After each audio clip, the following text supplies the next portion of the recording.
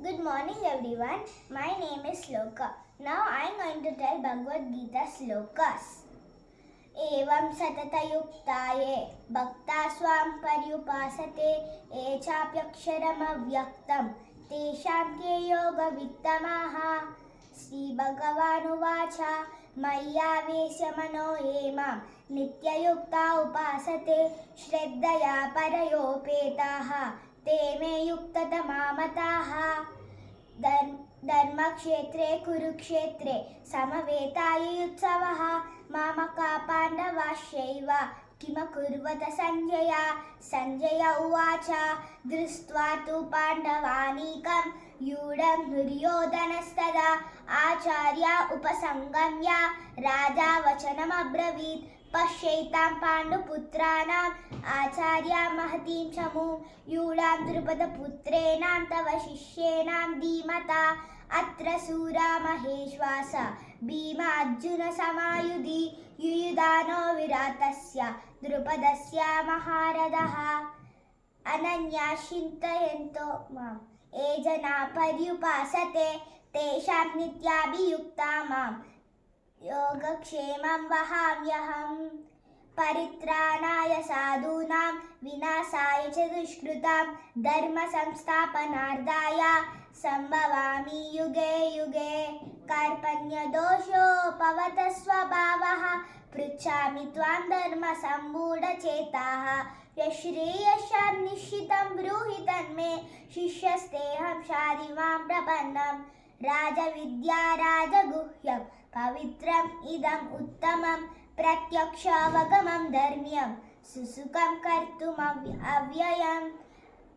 नयनं छिन्दन्ति शस्त्राणि नयनं दहति पावकः न चैनं क्लेदयन्त्यापः न शोषयति मारुतः नित्यम् अवध्योऽयं देहे सर्वस्य भारत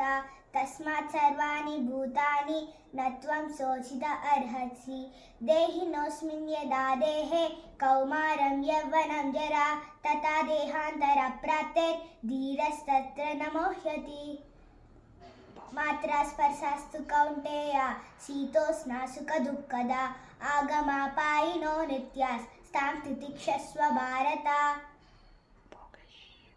भोगैश्वर्यप्रसक्तानां तयापहृतचेतसां व्यवसायात्मिकबुद्धिः